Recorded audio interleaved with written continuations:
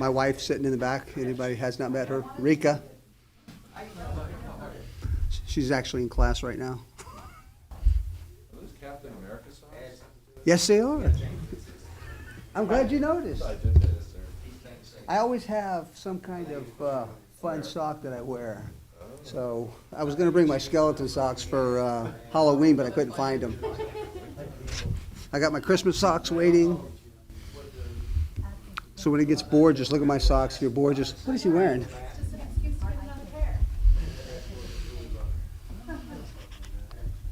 Funky socks? Yeah, man, let's make some funky socks up in here. That's what I'm talking about.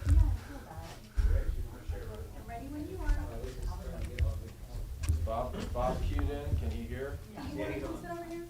I think so. I'd like to, I'd come up here, yeah. Well. I love Bob.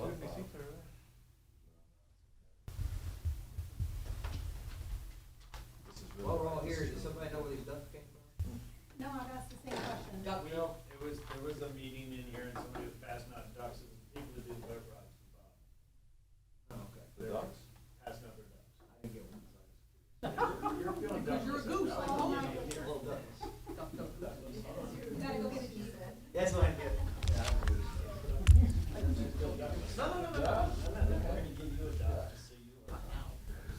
See, Bob's not here right now. He's talking. Good. No, I don't think so. Actually, never did that. It's on a tube and like pink glasses.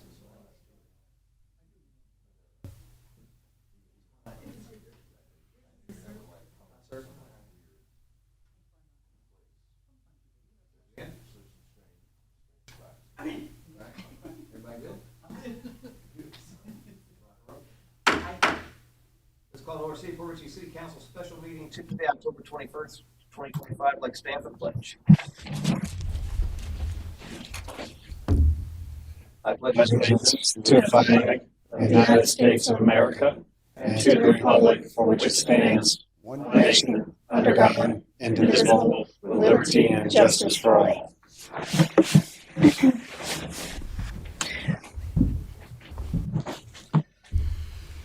Madam Clerk, have roll, please. Mayor John Eric Hoover, Here. Vice Mayor Chris Mayer, Here, Councilman Robert Hubbard. Make sure he's not on mute. There, Bob? can you hear me now? Yep. Councilwoman Lisa Burke, Here. Councilwoman Christine Sullivan. Here. City Attorney Nancy Meyer. Let the record show that our City Attorney is absent from today's meeting. And City Manager Andrew Butterfield. Here. Thank you. Okay, first up is comments from the general public. Open the floor. I don't have any sign-ups. I don't know if they had a sign-up sheet, I but did not. like to speak. Devin, welcome. We may need to do a mic. You're going to stand at the podium and I'll turn on the mic. You speak now. This is so Frank can just tackle me. Right here. He's just gonna hit you with a stun gun. That's Does that awesome. work? Is that good? It'll pick you up. Yeah, we can hear you. Our first volunteer. Right. A little less anxiety from this angle. That's good. Name and address for the record. Assessing everything. Devin Aaron, 5414 Bay Boulevard. I guess we're 2 years post hiring of Matt Koppler, and I think he did a great job, and we were all happy that he, was here and he had a good tenure here, and he left for various reasons and things like that. The second option was Don King, and I was really kind of conflicted during that whole ordeal where I wanted Koppler, but I also wanted King. Both of them have certain attributes that are phenomenal, and good. And I think that it's really kind of like a blessing that Don is, Don went to Kansas City, and there's a lot of issues over there, just a lot of issues. You think we got issues, we don't have issues, they have issues. He dealt with that for, I think, 7 or 8 months, and now he's given this another shot. And I think that, it's actually a blessing that Matt was here. He cleaned up some stuff and took care of some things in a professional manner. And he's back, up north, and God bless him.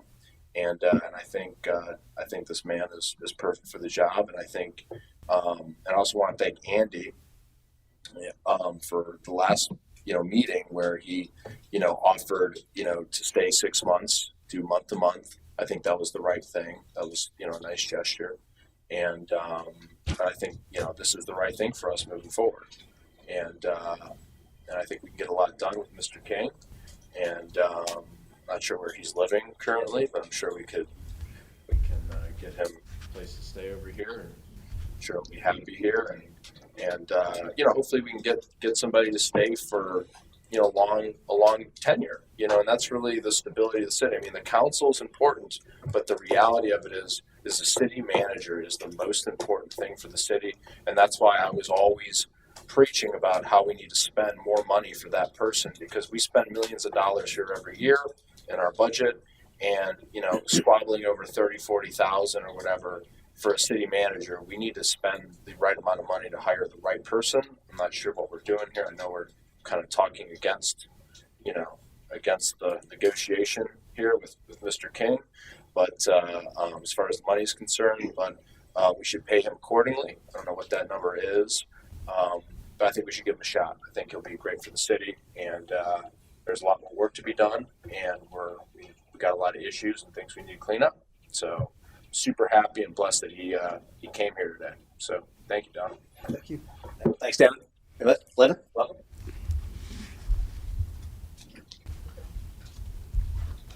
Linda Rodriguez, 5917 Lantern Court. What I'm about to say does not reflect on Mr. King. I met him last time he interviewed, so this does not reflect on him, his resume, or his ability to do the job. What I do want to say, and I also want to say, when I say council in this, I don't mean everybody on council, okay? But this has everything to do with the reputation and honesty. Let me start with, I do have a bachelor's in healthcare administration, and I have been in management for over 30 years in nursing before retiring last year. So I have a lot of management experience. Last Tuesday, 7 days ago, the city council had a lengthy discussion surrounding the city manager position. At that time, just 7 days ago, you decided to extend the city manager contract for 6 months. You directed city staff, Sal, to develop a list of requirements, including the salary range. Big discussion on salary range. Within 2 to 3 days of that meeting, contact was made with Mr. King and interviews were set up. 2 days after the meeting with council. This is a complete 180-degree turn and reverse decision. Trust and honesty are everything, and this action breaks that. You broke trust with the current city manager, who you had a 6-month verbal agreement with, and 2 days later you broke that. And prospective candidates, by going back on your word is your bond. Last week, Andy had a job for at least 3 months, and 2 days later, you broke that word. You broke trust. The decision shows poor management skills. That's what I have to say. It's nothing against Mr. King at all. I think the process you came up with last week, 7 days ago, was a great process. And I think that was a great thing to do. I think this was poor for this gentleman here, as well as any other candidate that might come on. And it's especially poor for the citizens of Port Richey. Thank you. Thank you. Anyone else?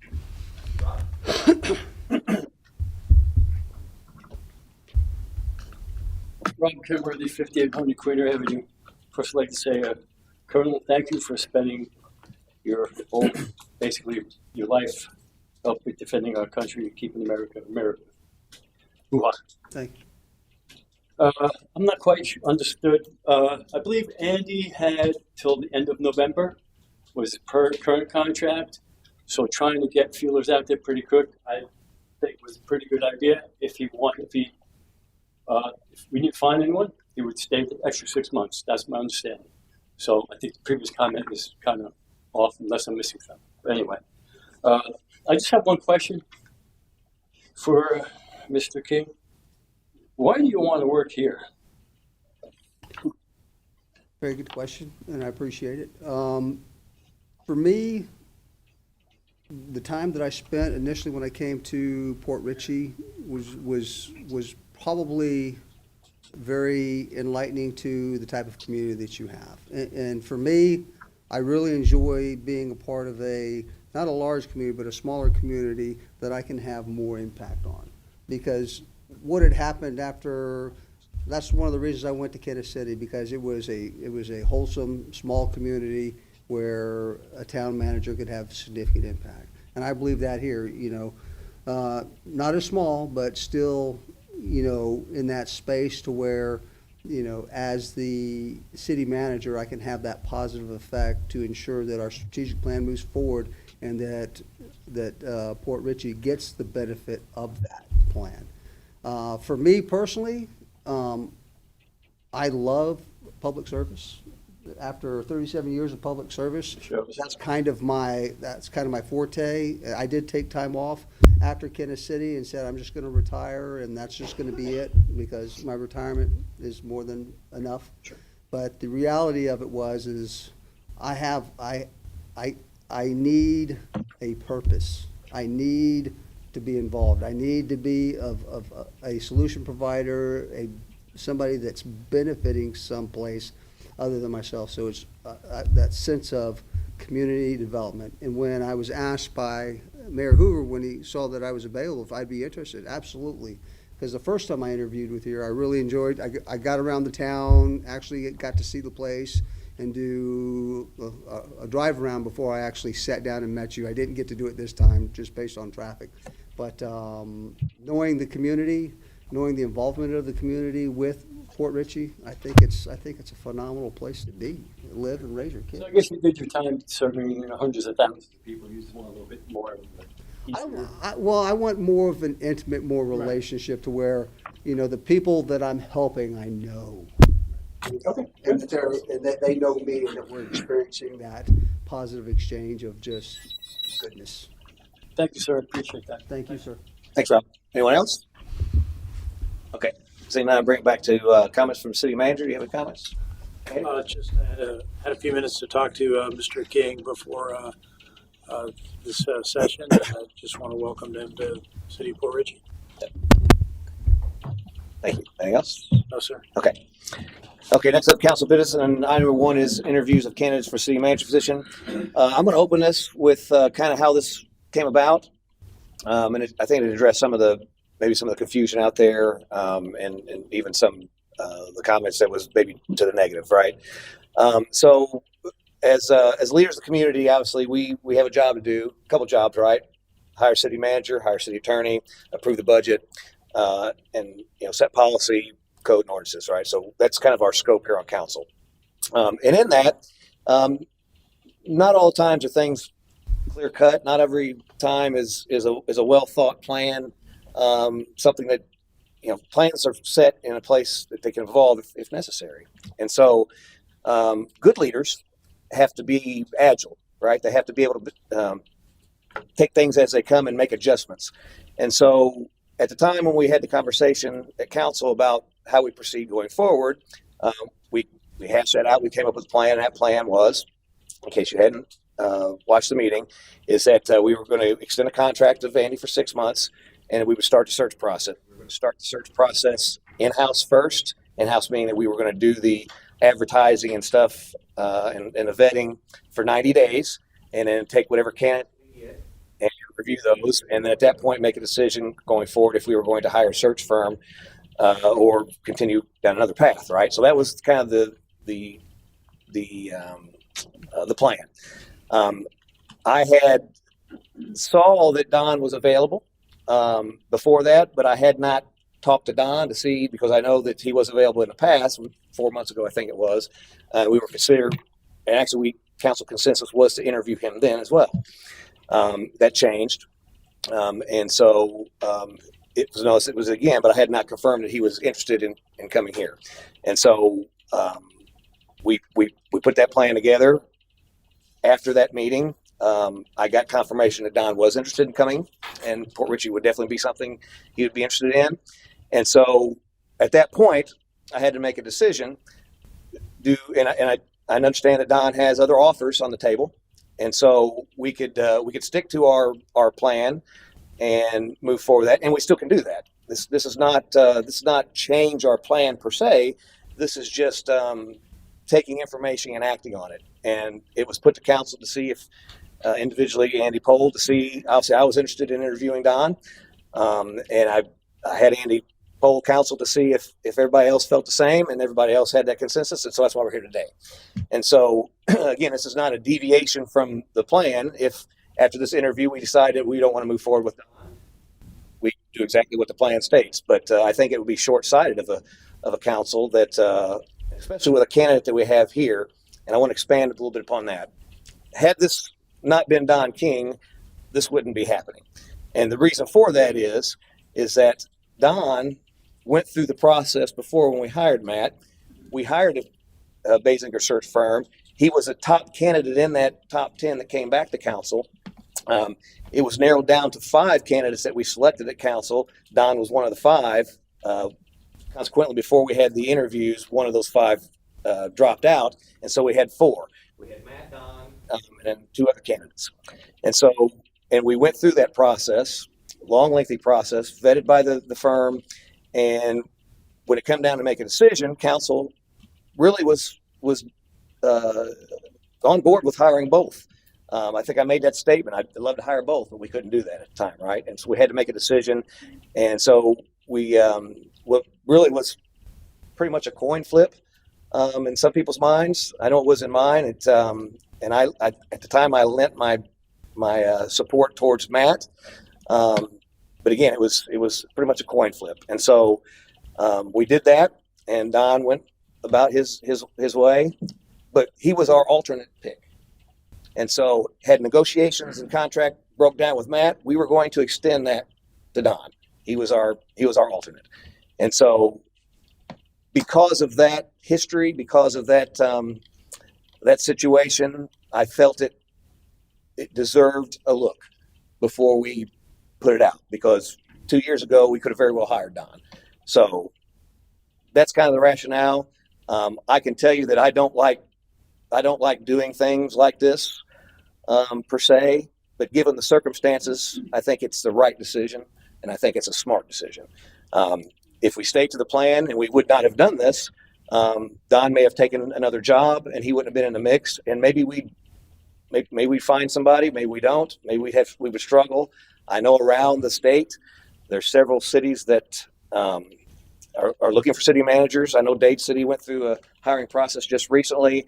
I think they went out twice. They had to change their salary on the second time, and they ended up hiring somebody I think that was kind of filling in for them interim wise. So it's not an easy job to find a city manager, and so we went through that. Don was a finalist, and I think this is a good, somewhat deviation from the plan, but not necessarily deviation, but just given the opportunity to talk to him. And if council wants to make a decision after this, great. If we want to see more candidates after this, we can do that too.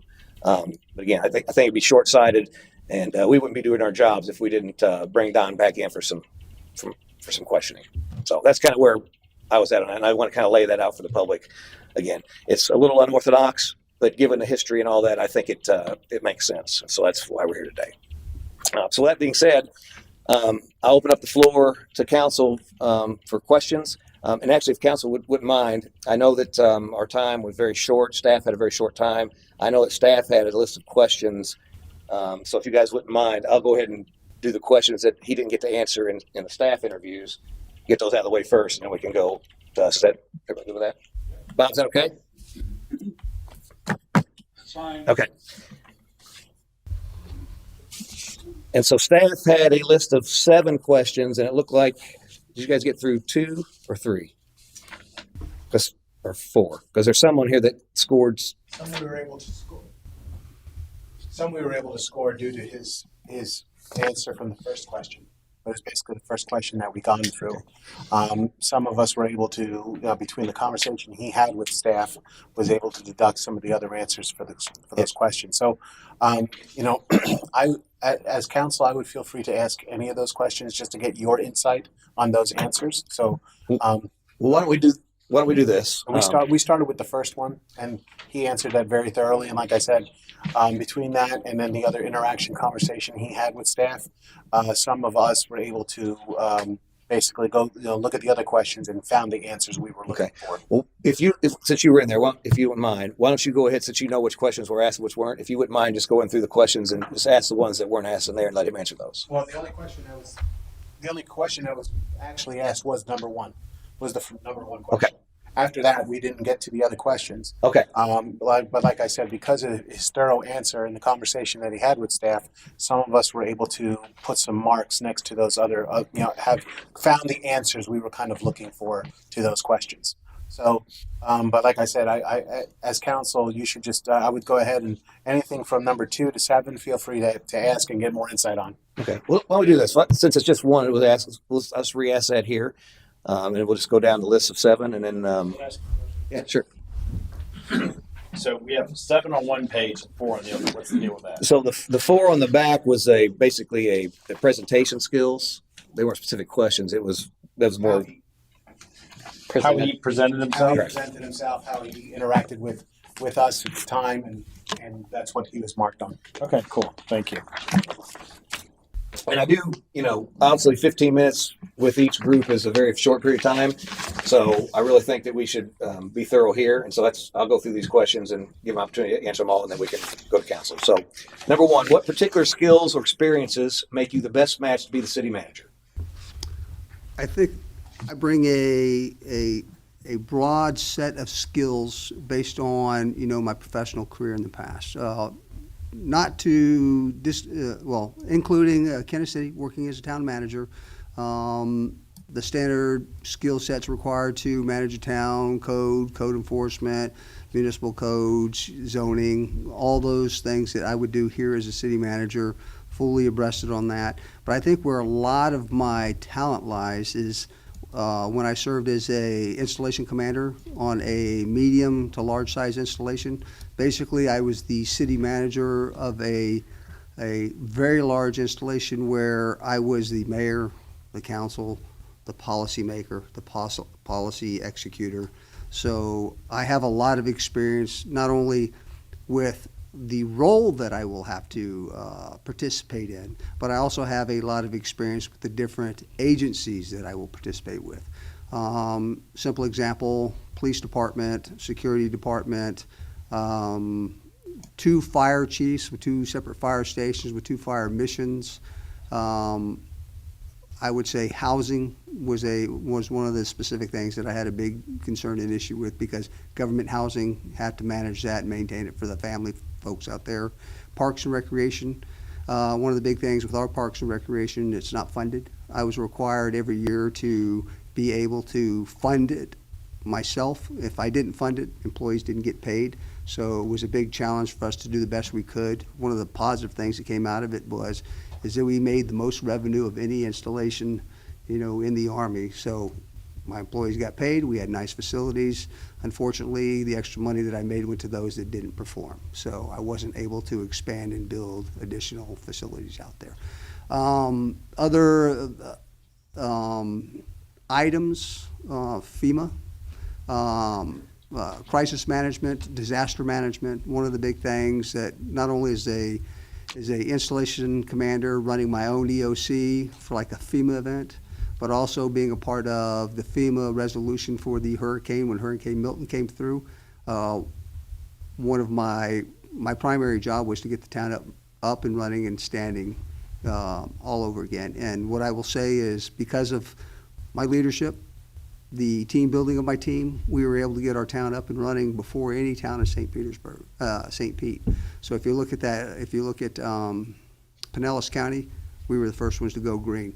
Now, I did it at some risk because there was resources FEMA provided, but because there was such a demand for it that sometimes I lost it. So what I did is I got with FEMA, made an agreement with them, took some of my own budget, about $310,000, used that to finalize, the restoration of the town, and then submitted it to FEMA for it to be paid back. So I've got a broad spectrum of knowledge in all the requirements of a city manager, and I've got the leadership and skill to execute, and I've also got the ability to build a very good team, positive, motivated people that want to come in and have a great day and do the mission, because I believe what they do is important.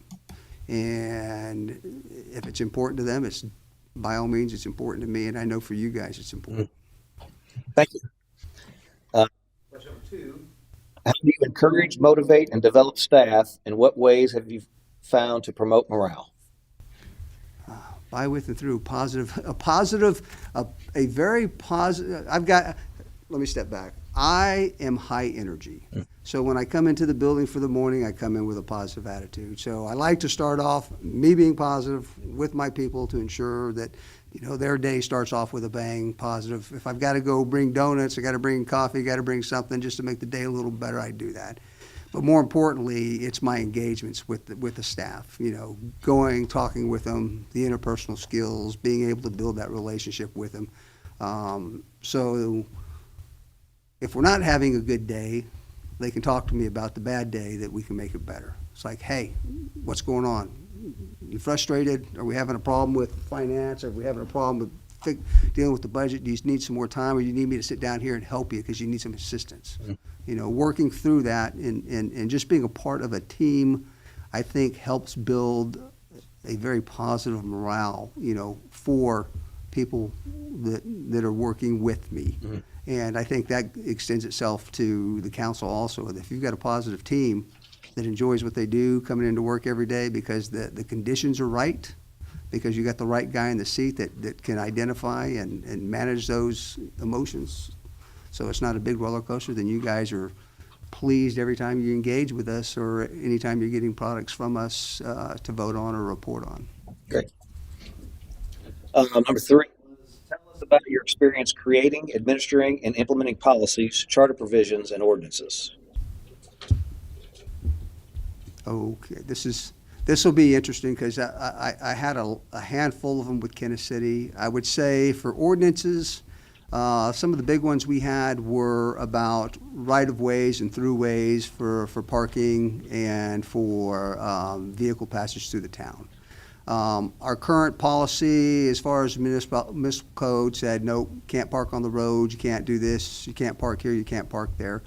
Some of the frustrations we found is with some of the signs that said no parking, couldn't be enforced. Lawyers said they couldn't be enforced unless somebody of authority put their name on it. So I got the can of spray paint, got a stencil that said town manager, and stenciled it all up so that my police chief had the authority to do the things he needed to. But as far as the policy, because it was around the time of the storm, we had an influx of families and vehicles that kind of collided into the neighborhood because you had families living with families. One of the big things I had to do is suspend that, one of our policies, policy 65 for parking and right throughways on the road, just to be able to give people a place to park and family members a place to park without having them, without them blocking up the road. So we allowed parking on the yards and a whole variety of different things that we wouldn't normally do as part of our municipal code, just to have it, to come back, reassess it, and then change it. Now, for zoning was one of the big things that was of importance to me because I didn't think we were properly zoned for economic development and economic opportunity, because we had a lot of storefront buildings that were kind of coded into the industrial area. So basically we couldn't put really anything in there of value, no burger shack, no clothing place, nothing that provided any type of service because the industrial defined parkway was limited. So one of the big things I did is I guess Tallahassee has to approve off on your plan on how your codes exist. So I waited for that to get back. As soon as I got that back, I worked with the council and I worked with multiple business owners to modify that code so that I could bring in actually storefront businesses that could bring revenue generation, tourism, into the location. And that was key for us because revenue was the hardest part for us to generate because just we were maxed out to how we were filled up as a town, and in order to bring other business in, we had to actually look at how our codes, our policies, our zones were laid out and go through those and make the appropriate adjustments for the best interest of not only the city but the residents and the community, so that we weren't violating anything with it being an industrial area, but also being able to provide those businesses to supply the families, with the goods that they wanted. So that was a big positive one for me, because when I got that approved in council, I had a whole bunch of business owners just cheering like crazy because they showed up and wanted to know what was going on. So that was a big one. What was the other part of your question, sir? So it was experience creating and implementing policies, charter provisions, and ordinances. One of my big tasks was to amend some of the ordinances and the charter. Matter of fact, as I was leaving, I went back through the charter and was revising that, because I'm sure you guys know that Kenna City was a town manager form of government. Inside of our charter, it wasn't clearly defined like that, and a lot of the position titles weren't tied to the actual mission that they were executing. So one of the things that I had to do was go back through, read through it, scrub through it, make the changes, make the corrections, pass it to the clerk for review, pass it to the lawyer to make sure I wasn't violating anything.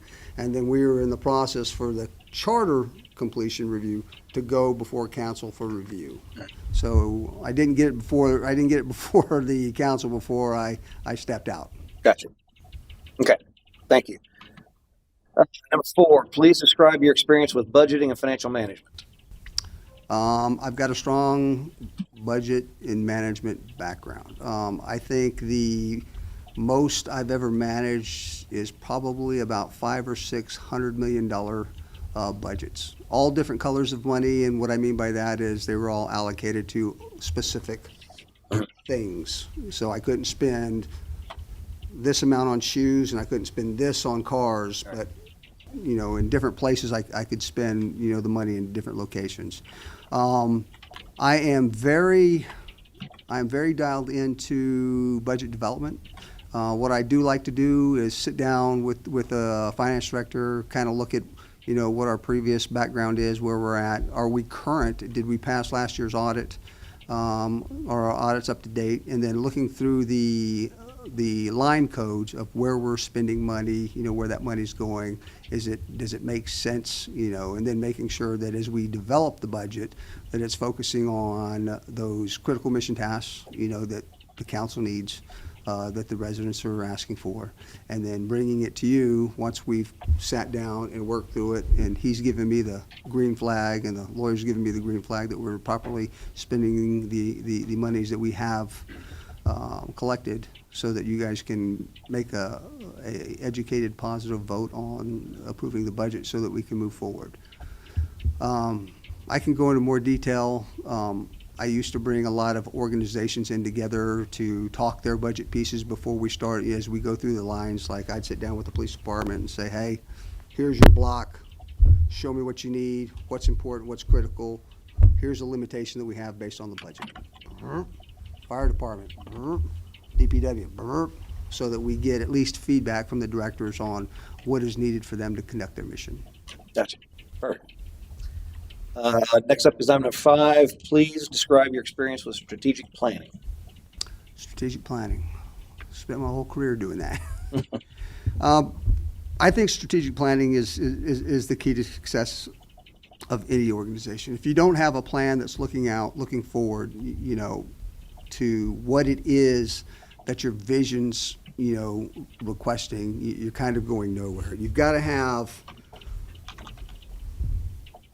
I refer to them as milestones in place for that progress. So as you develop your strategic plan, you identify those things that are, I like to go 25 years out. People like to go 5 years out, and then every 5 years they work it. I like to do the 25 years because with 25 years, all you got to do is make adjustments to the 5-year increments as you move forward, as things change, and they will. But at least you've got a long-term direction on where you're going to go. But I think the strategic plan allows us to align our goals and objectives of what the city wants to look like, needs to look like, and should look like, for a variety of reasons. For presence, tourism, revenue, marketing, just all those things that will make us, that one town that everybody wants to go to, because we properly envisioned, out into the future what our strategic plan is and how we want to develop and create a more successful Port Richey. Item number 6, with continuing fiscal constraints, what do you believe are the keys to cities managing increased demands for services?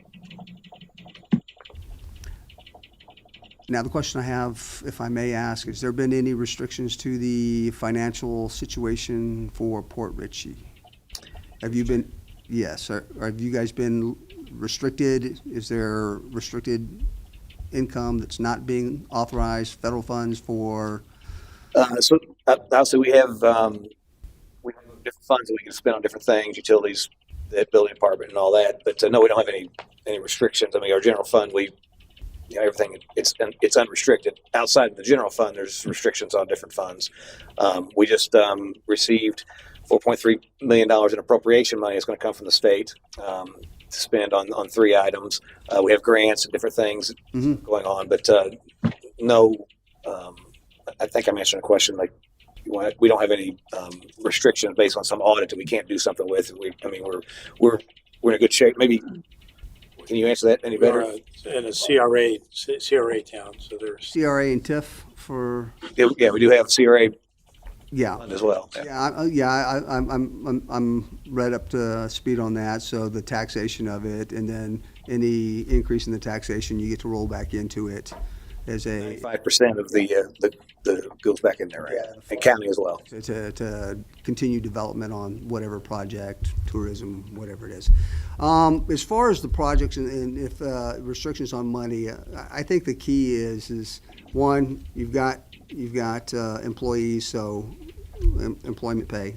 I'd say for me, I'm an infrastructure guy. That would be my primary focus on, addressing where money should go, because without a functioning infrastructure, we're going to run into problems. Your roads, the evacuation routes, your watershed,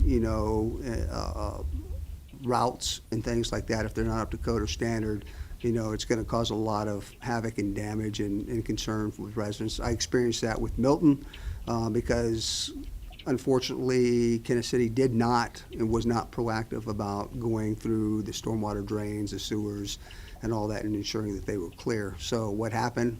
Sewers blew up. The water shed pipes didn't work. We had flooding in key areas, and they didn't do any services on the pumps. So the pumps didn't work when the water started swelling in certain portions of the town. So it led to be a major catastrophe. So if I had to, really focus on where budgeting and funding, if we had it limited, would be kind of keep the town running, manage the infrastructure, and ensure that we've got a safe and secure community with law enforcement and fire department. So if something does occur, we're able to take care of our residents. Okay, perfect.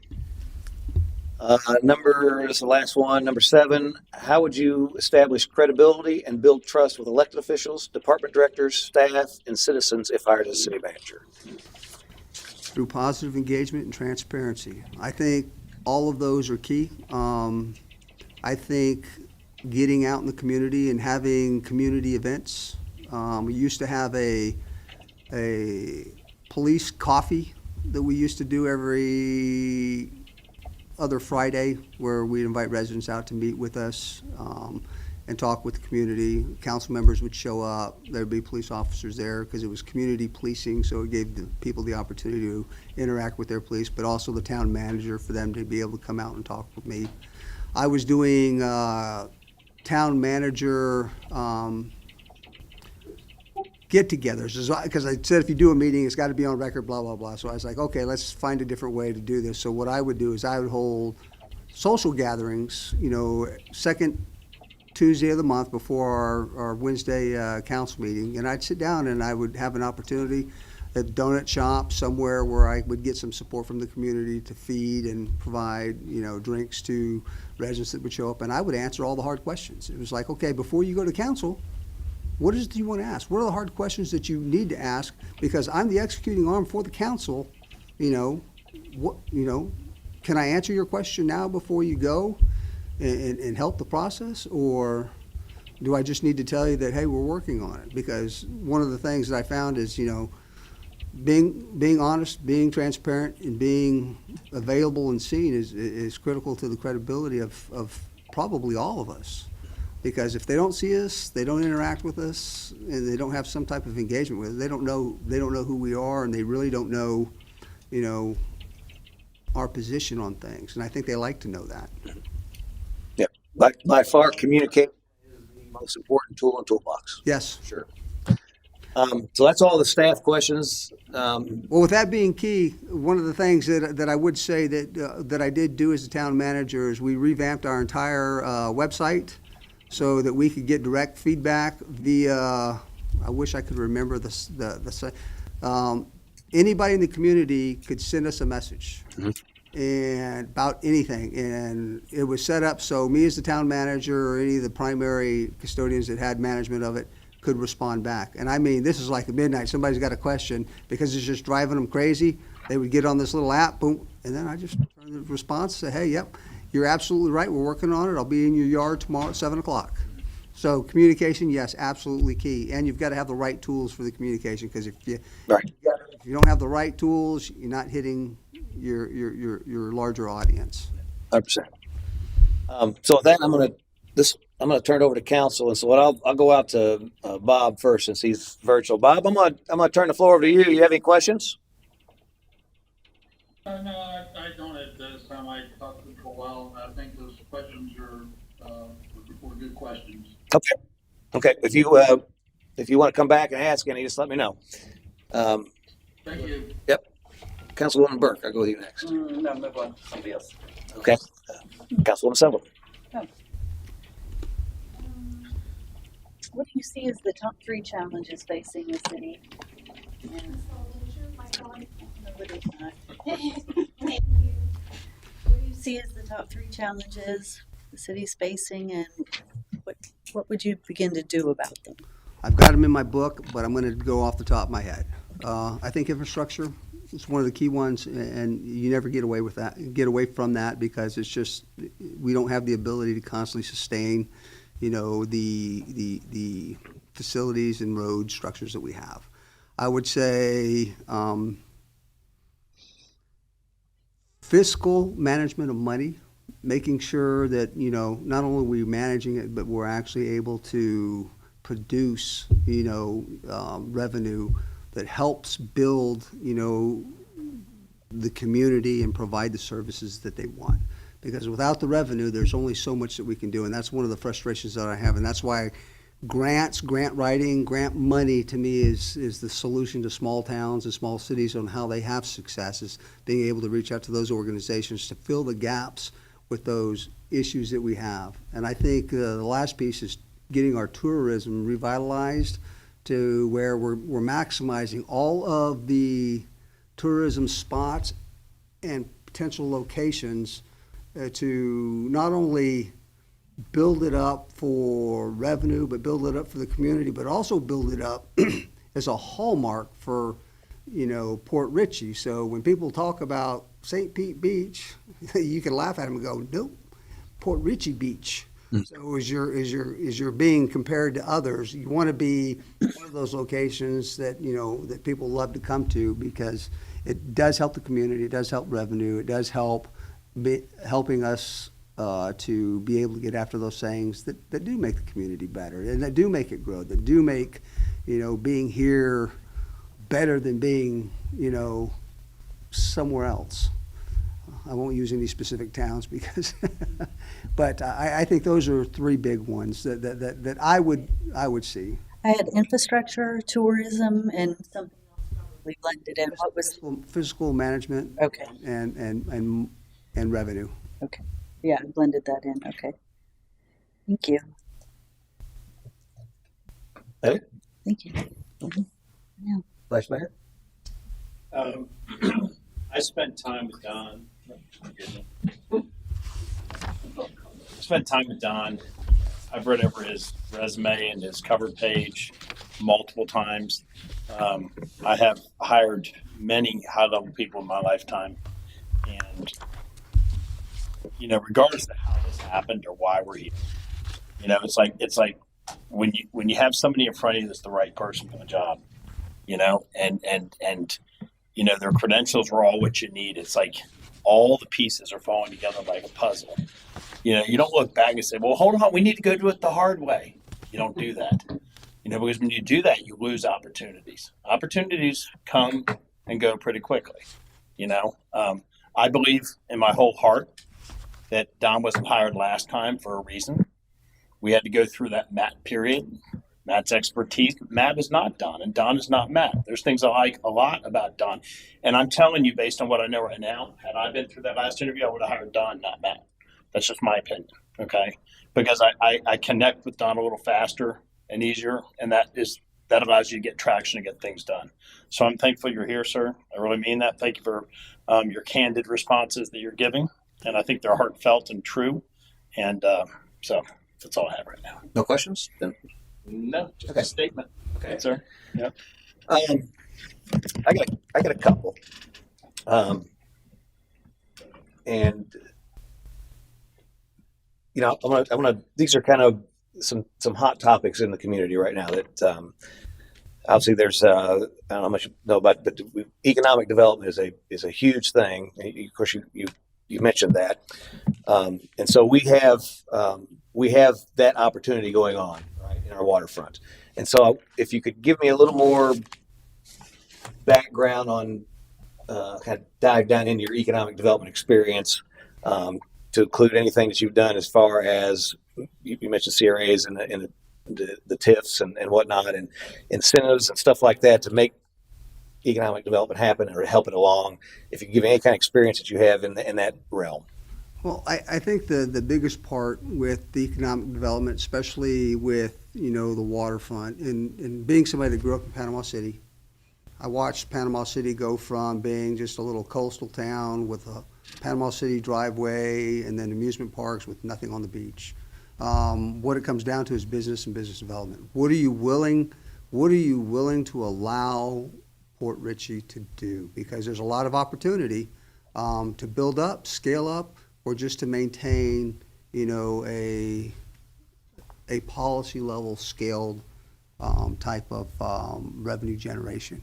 But I think bringing businesses in, being able to get the business taxes on them, I think there's opportunities for infrastructure, parking lots. Parking lots would probably be your biggest generating revenue stream, period, if there was a way to do that in order to support the waterfront, because that in itself is nonstop. I mean, it would be hundreds of thousands of dollars, if not more. As far as the CRAs, I think those would be very beneficial to different businesses and different projects we want to bring on board, because it allows us the opportunity to bring what we want, to get somebody there by not taxing the hell out of them, but being able to take the taxes that do eventually generate and being able to reinvest. And I think that's another big thing is, what do we divest in to reinvest in on the waterfront to make it be that community of excellence that we want? Do we want it to be large tourism with everybody and their brother and sister, which comes some risk because then you got safety and other things?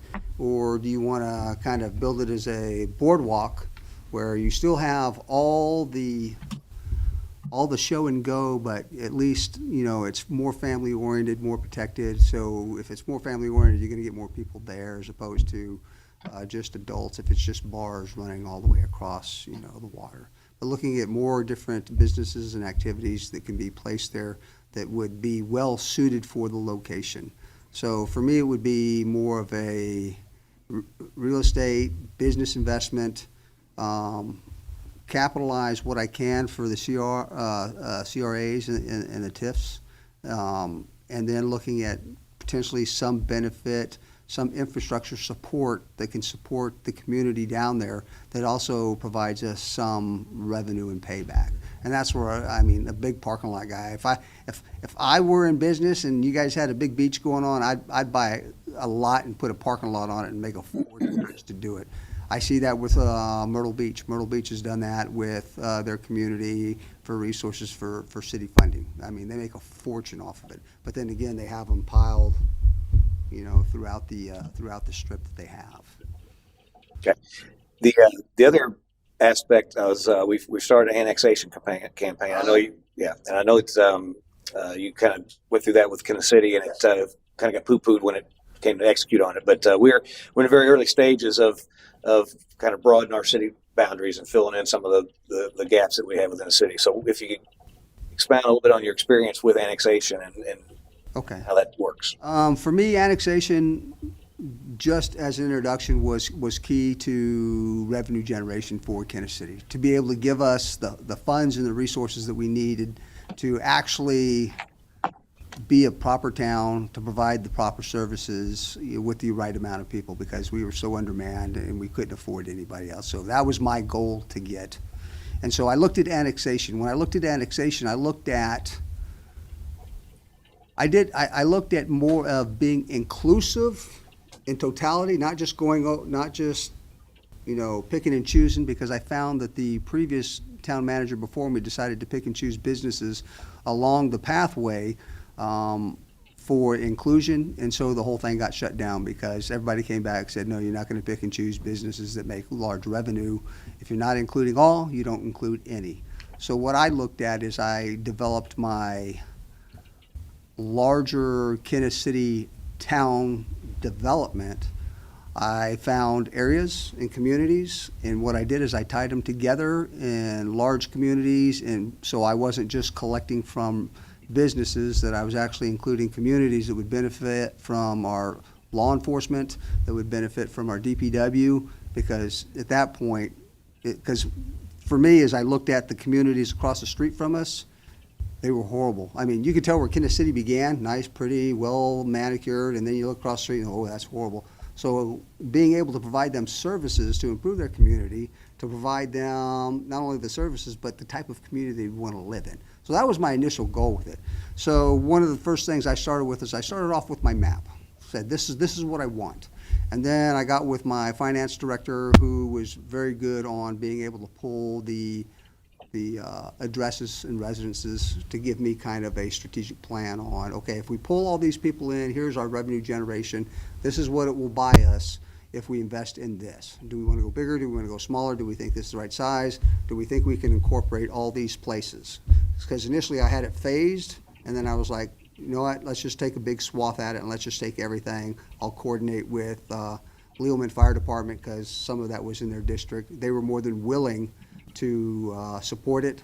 They just wanted to make sure that, we weren't cherry picking things inside their community. So no issues there. And then sitting down with my lawyer, who was a annexation lawyer, who would be able to write up the paperwork and the requirements and the notifications that we would have to present, and then actually helping prepare for any meetings that we need to host to be able to educate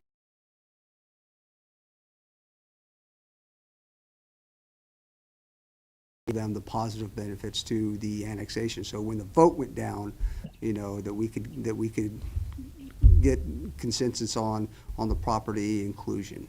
So for me, I think the biggest thing is just having the right players, involved in the project, knowing how the project was supposed to evolve and be executed, knowing the financial, requirements and risks, and then knowing the legal requirements and limitations in order to do the actual, annexation, and then executing the annexation piece to actually include it. And then from there, I think our next biggest problem in project was the service that we're going to provide would take a while to develop as the revenue came in from property monies, things like that. So we were looking at maybe a 2 to 3 year period where we'd have to have agreements with the sheriffs, other localities, to help assist us with law enforcement within that portion of our town. And then as we got more money, able to recruit, able to hire, able to get more DPW to manage resources, our code enforcement agent, get more than one, because we now have a larger area that needs, work done to it. So that was pretty much the way I was going through with the annexation piece. Matter of fact, I had it complete day one when I took the job, was ready to execute, had a lawyer on standby to help me do it, and was told, yes, we want annexation, but we don't want it now. I was a little frustrated because I was like, hey, I'm ready to go. And then by the time I left, they said, where's your annexation plan? I said, well, I gave it to you on day one. I said, I give it to you again. All right. So, but I said, the problem is you haven't approved me to hire lawyer X in order to execute this process because I'm almost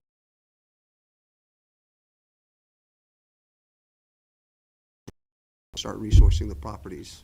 Okay. I've got two more things. As the first one, I want to ask, and as we've had conversations about this, so I kind of know the answer, but I'd like for the rest of council to hear it, and as well as the public. And so, obviously, you didn't get hired here back a couple of years ago. You went to Kansas City and all that, and then we had found out we were losing Matt. You were in the market. We had talked. You were interested at that time, and that you was going to interview, and then that changed. So what I'd like to tell the public is, one, why did that change, and then why now are you interested in it again? Just kind of explain Well, why that happened. well, most of you have probably read up on what happened in Kansas City. Hopefully you had. If you hadn't, well, there was a wee bit of corruption. Me being a person not tolerant of corruption, went and corrected it. The correction was the loss of the vice mayor. Vice mayor resigned. Vice mayor became very toxic as a resident, and the only people that showed up to the meeting were her fans. So every time we'd have a city council, it was nothing but hours of complaining. No work was getting done at all. And this was going to be a continuous process until they had the mayoral election a year from that point. And so I made the decision that I am no longer providing the town a benefit, because as long as I'm here, nothing's going to get done, because they're going to fight everything I'm doing. They're going to fight everything that's being recommended by the council, just for the simple fact that I got involved with corruption and corrected it. And so when I left that job, while I did change my resume and I was like, hey, I'm willing to work with anything, I didn't realize how much of a toll that took on me with just that, because it was months of just frustration, stress, just trying to do the right thing, because I tried to do the right thing and address it so that I eliminated the perception of any kind of corruption. But it got to the point where I couldn't eliminate it because it was just so bad that it had to be identified, it had to be recorded, it had to be announced. So by the time we initially talked, because I updated my resume, I thought I was going to do it. I was just like, I think I'm worn out, I'm beat. And at that point, I was like, I'm just going to retire. I got enough money, I don't need any money, I'm just going to retire because I'm done. My wife can tell you it didn't take long for me to get severely depressed and bored, because I lacked a purpose. I really didn't have any purpose, and I said, I've got to do something. I've got to do something. And that's when you saw me come back out saying, hey, I'm ready, because I was looking for something to give me purpose, somewhere to go, and just being able to help others. And that's what I love about municipal government, is that from a former service member, my whole life has been about service. And I get nothing back from that, other than the pleasure of providing that service. And that's how I see this, is I'm not getting kickbacks, I'm not getting any money on the table. I'm getting satisfaction from the people that I'm helping, and helping as much as I can. And so I was like, my purpose is providing others solutions to problems. And I said, I think I'm a pretty good problem solver, so I think I could, really help. And when you called me, I was like, there's my chance to be able to be an asset to a city that's looking for somebody to help them problem solve issues they have, or to manage, them as they go into the future. Yep. And so when you reached out to me, I was excited. You can tell my wife, I was like, yeah, he called me back. This is awesome. And so that's when I immediately said, yep, I'm available. So I think you and I talked till midnight a couple times, because I don't sleep. I don't think you sleep either. No. And so it kind of worked out that that we were able to arrange this meeting and get together to be able to talk with the community and talk with the council and the directors. Good. And I tell you, the city manager job is a tough job. It's a job that you really gotta be a special person to live and work within in that environment and do it successfully. And one of the things that I find admirable both in yourself and in Matt, our previous city manager, is that Matt, he actually did it for a while and he took a break and he just had to do some soul searching and see exactly what he wanted to do with himself and what he did is he came back and he decided I still want to do city management. Similarly with Don. Don's been doing this type of thing for a while. He kind of had that, I just need to retire, get away. But there's a drive that these folks have, and so it's very similar to what Matt has. Is they say it's really is about the service, and so I appreciate you sharing that with everybody. And I said I had just two more, but I'm going to slide this one in. And so that being said, that you've had that soul searching period and you've said this is what you want to do. Obviously, here at the city, I went back and looked at our history with city managers, and about every 2 to 3 years is we're changing them, and that's not a great position to be in. We need somebody that's going to be in there. That's going to be in there for the long haul. At least 5, 6, 10 plus years. That'd be great to have somebody. So I just want to say, if you were selected, where do you see yourself 5, 10 years? Do you still see yourself being here as city manager, or is this another notch in the belt, or is it going to be experimentation and you're going to retire again? What's your goal? My goal would be to continue to work until you fired me. So 1 month, 10 years, it would be at the discretion of the council, however long you guys wanted to. So you're in for the long haul.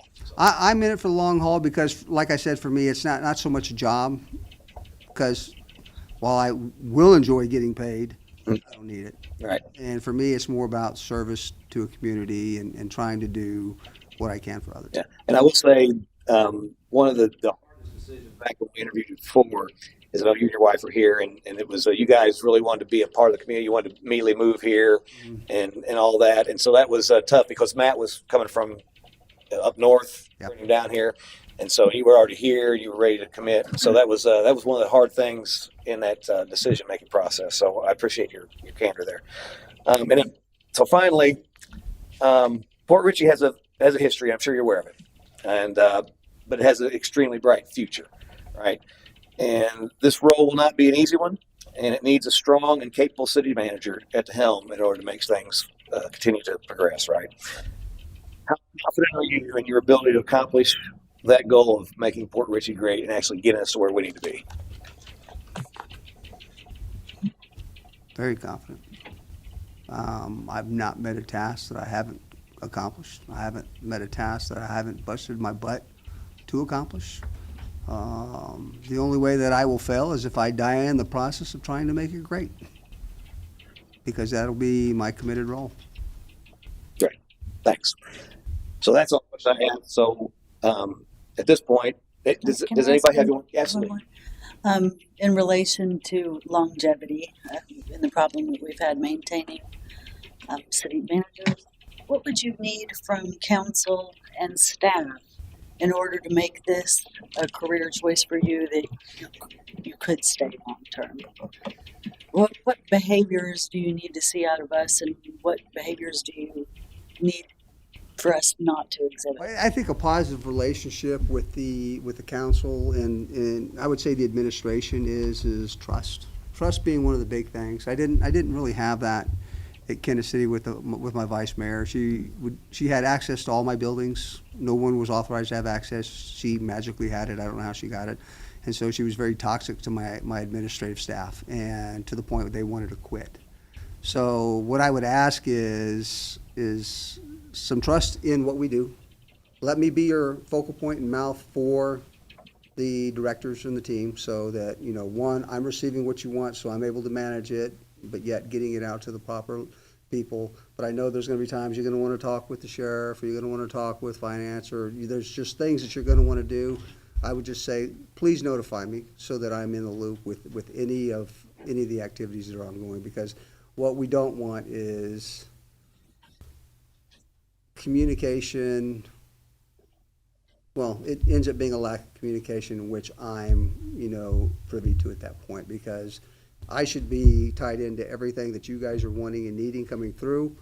But in the same breath, I've got to protect my staff from being overwhelmed with, things that you guys want or need. Whereas if you give it to me, at least I can triage it and prioritize it as it gets down to directors for work, because I know that there's certain things that they've got on their plate that do have priority, and that this may be something that we have to, okay, let's wait, or maybe, hey, Bob, you can do it, or hey, city manager, you got enough common sense on this one. Here's some information, you can pass it up, just so that we manage and respect everybody's time and effort. Thank you. There is a condition, I don't know if it got brought up with anybody else, that he's not able to move here right away, correct? Correct. Due to housing. So if somebody else didn't get that question answered. I did. But it'd be the same sort of scenario as with Andy. I'm a homeowner with a home in Riverview. I'm a veteran, so I purchased it with a veteran's purchase agreement or whatever it's with the bank. I have to stay in the house a specific amount of time, or they will pull my certificate, so I'll never be able to use it again. So I've got a window of time in which I have to stay in the house, and from that point I can rent it or sell it. Big question is the housing market down there. What's it like? We would love to be up in this area because we don't want to be where we are. It was just our temporary fix as we decided on where we were going to go in the future. But we are prepared. We've even discussed that maybe I do what Andy's done, find a place here, and then Monday through Friday, this is where I reside, and then on the weekends I go home with my family. What is that time frame that in Riverview? That's what I'm working with my real estate agent with right now. I just sent him a nastygram today saying, hey, I need to understand, the mortgage policies and everything here so I can make a decision. Mm-hmm. So Ballpark, is it like a year or 2 years? about a year. Okay. I was going to say, it seems to me, because I've used the VA loan program before, I want to say it's 2 years. You've had yours for about a year? Yeah, so I think that's probably about right. So, unless the city would like to buy it from me and relieve me from that pressure and I can move here, I mean, that's an option. No, that's not an option. That is not an option. any other questions?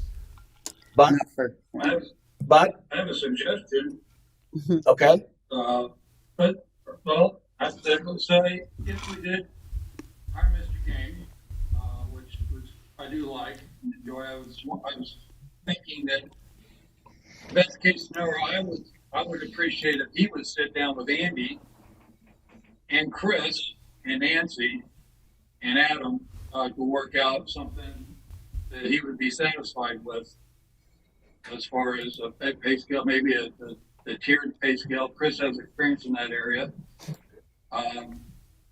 Where Andy and Don work together to be happy, because when last I checked, Andy had 250 projects on his table, and there's got to be a transition period. The longer the better. No one's in a big hurry, but I think if they can work together for maybe till the end of the year, and we could work something out, I think that would be a good idea. Yeah, so Bob, go ahead. If Chris is willing to do that. Yeah, so Bob, Chris who? me. So the one of the things that is a concern of mine is that there is some turnover that needs to happen, and I know we kind of hurried up with Andy to get that, and he had a week with Matt, which is obviously not near enough. And so if we were to move forward with Don, I would hope that they could work alongside each other for at least a month, if not 2 months together, and maybe even longer.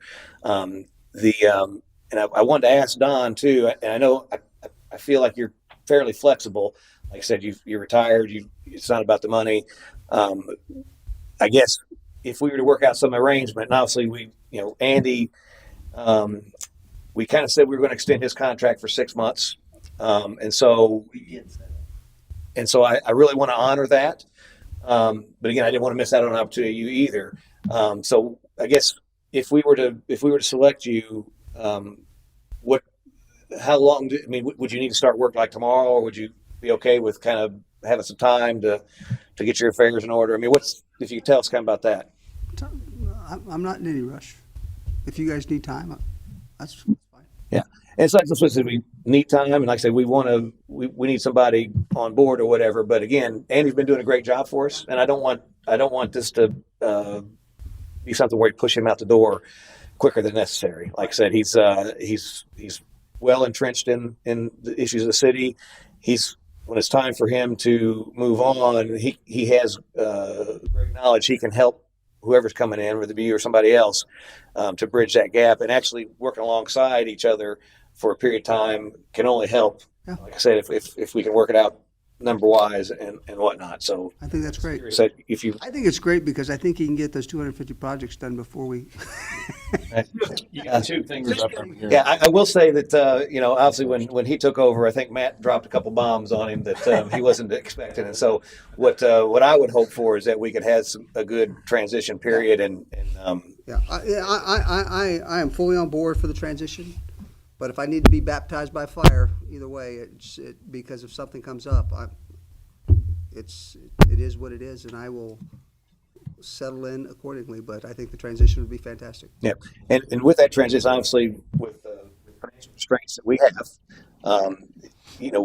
it's very difficult to pay two city managers, right? So depending on how we structure that, if we was to phase your salary in, is that something that you'd be willing to work with? And again, obviously we have negotiation, but let's kind of see what your thought is.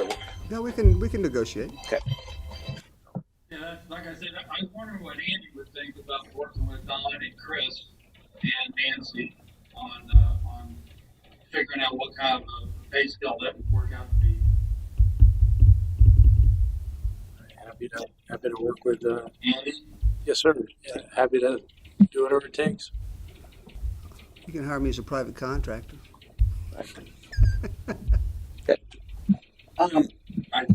I want to know because nobody else has brought this up.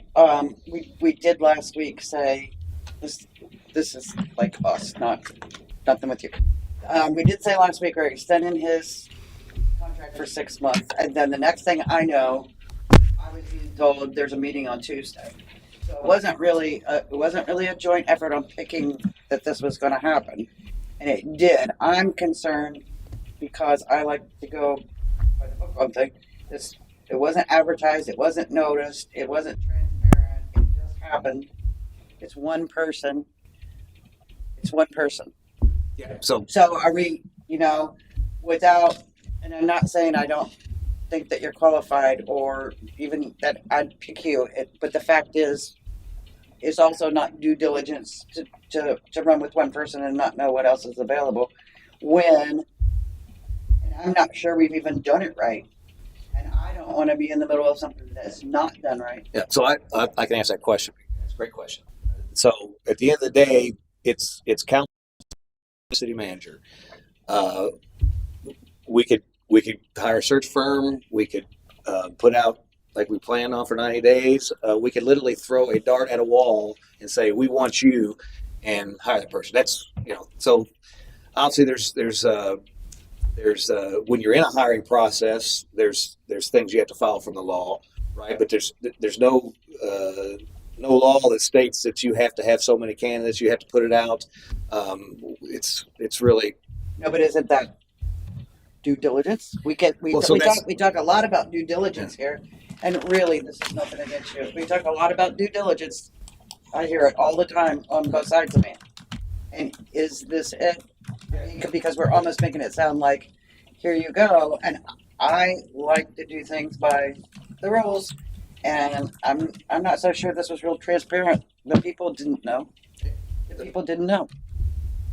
We have been plagued through the years with feasibility studies, with all kinds of research and all this stuff, and we've got the guy sitting right here in front of us we've been looking for. You're the one that says due diligence all the time. I've done my in fact, due you said it last week.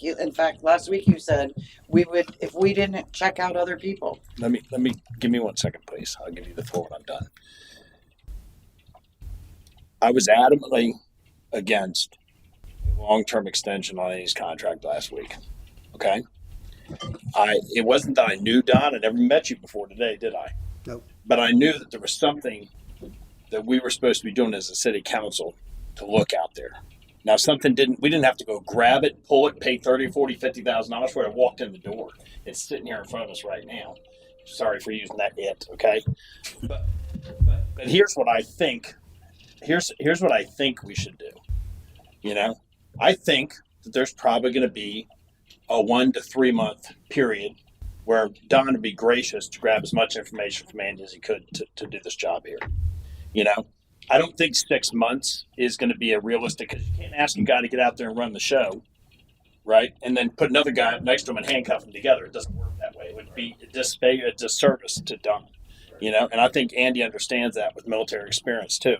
So it would be my motion, if I can step into this. There's no motions today. Yes, it's Sure sure. there is. Absolutely. I don't know. can't That's make what a it motion.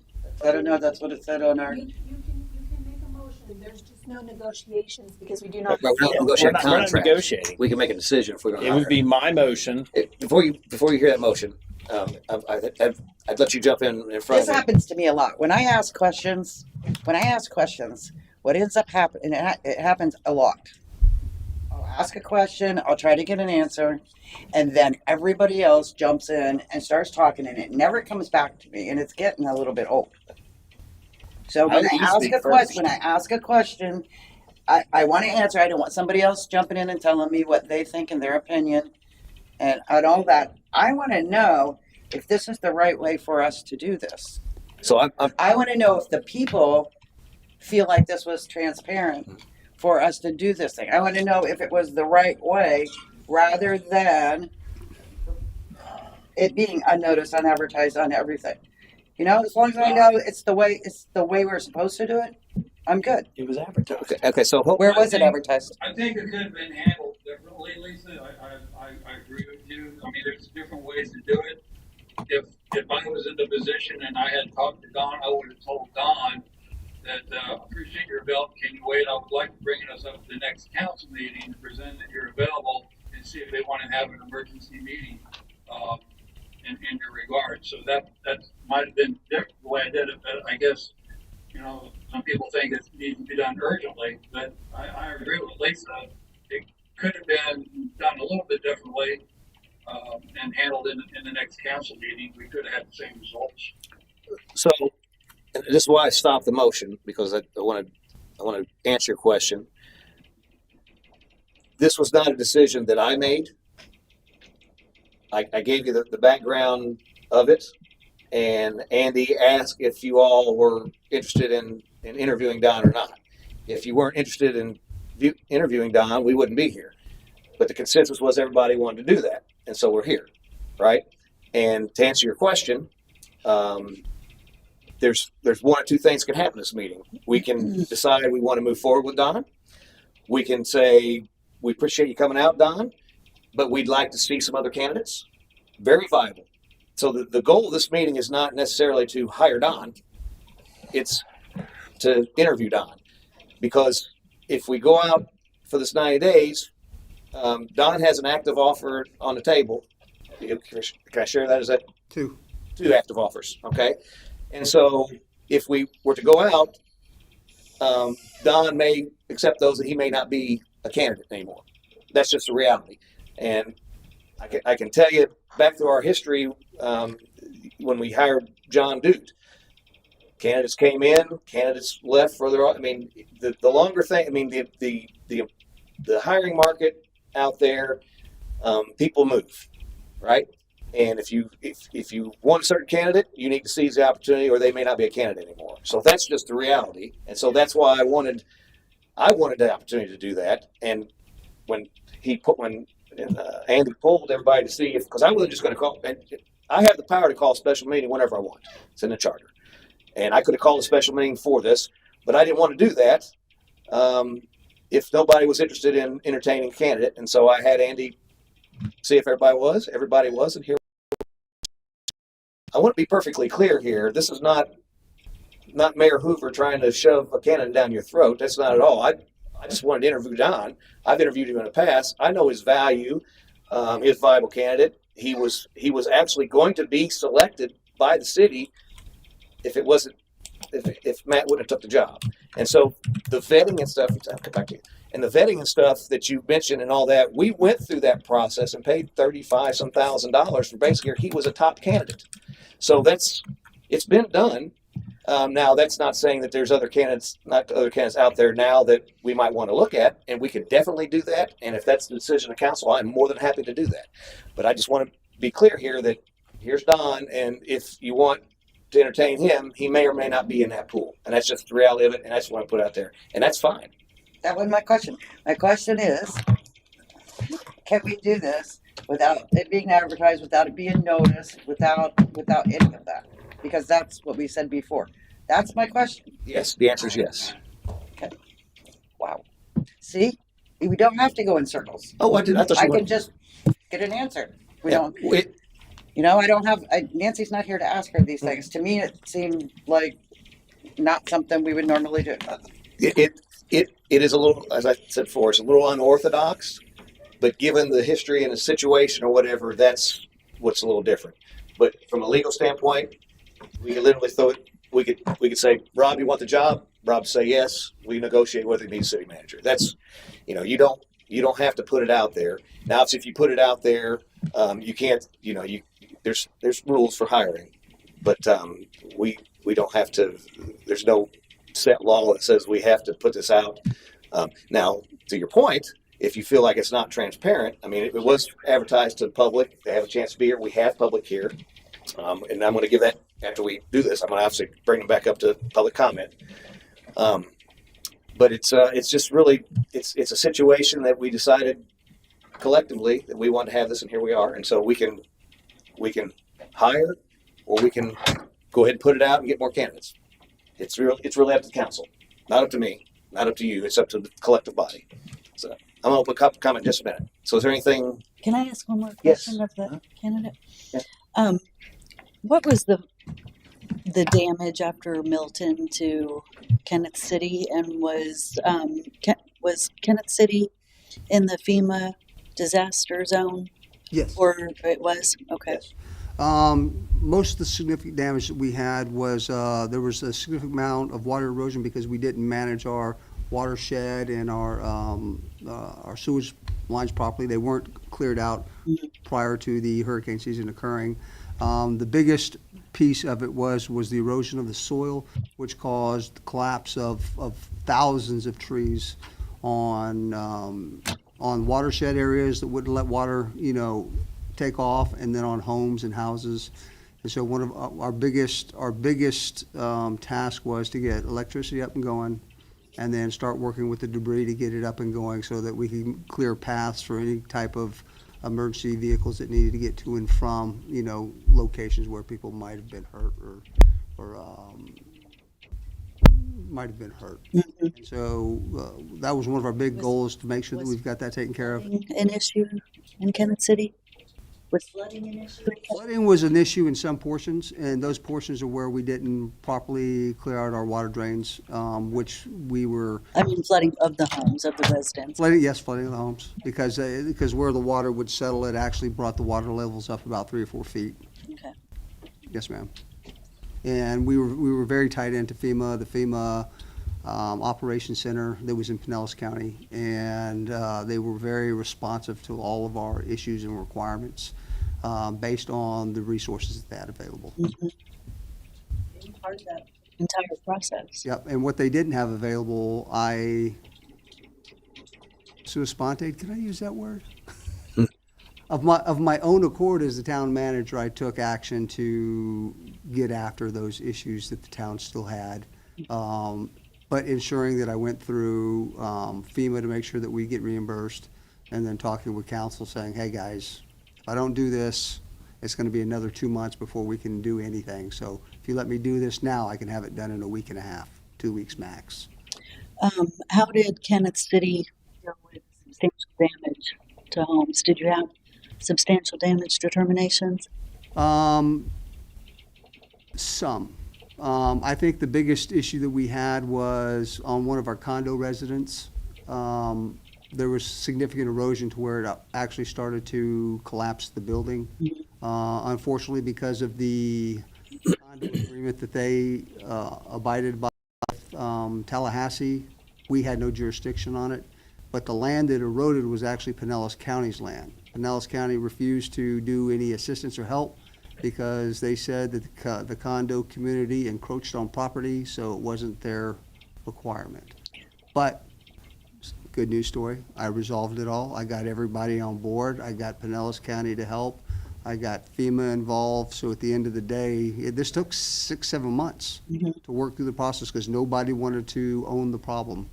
And that was my big question, is who owns it? Because we're gonna know who owns it when there's a casualty. And I said, that's gonna be very embarrassing, so who owns it? If I own it, tell me, I'll resolve it right now, I'll resolve it today. But it was a big challenge, as far as some of the stuff that occurred because of Milton.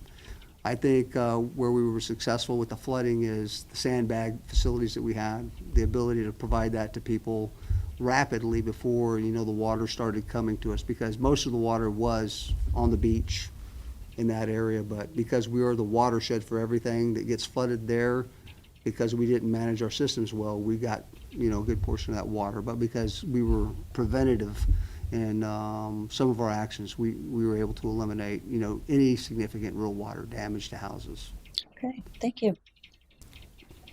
Sorry for the long answer. That's it. That's why the 15 minutes went so quick. Is there any other question? Bob, what, just so the public knows, so. Yeah, I'm good. I just wondered what Chris thought about working with Don and Andy. That's all. Address that very much. Yeah, so what I'm gonna do, I'm gonna go ahead and hear the motion so that you guys, when you comment, you can comment on whatever the motion is. And then if, that'd be better, I think, so. Go ahead. So I'm going to make a motion that we extend an immediate hiring of Don to this position. That we extend, a 1 to 3 month time frame for Andy, and knowing that I believe Don's going to get in and get traction, and the two of them would be like hooking two trucks up against each other going two different directions. And I don't think, as far as Bob's recommendation of negotiating through it, I think that's fine. You understand what we've already talked about as a council last week. And I'm sure we can work out those details. I think the fact of getting them here quickly, getting them off the market, getting you planted here in our city is important. So I make a motion, we extend an immediate offer to Don tonight to hire him as our new city manager in the city of Port Richmond. Okay. Is there a second? Okay, seeing none of that motion. I'll second that. Oh, okay. We got a second from Bob. Any further discussion?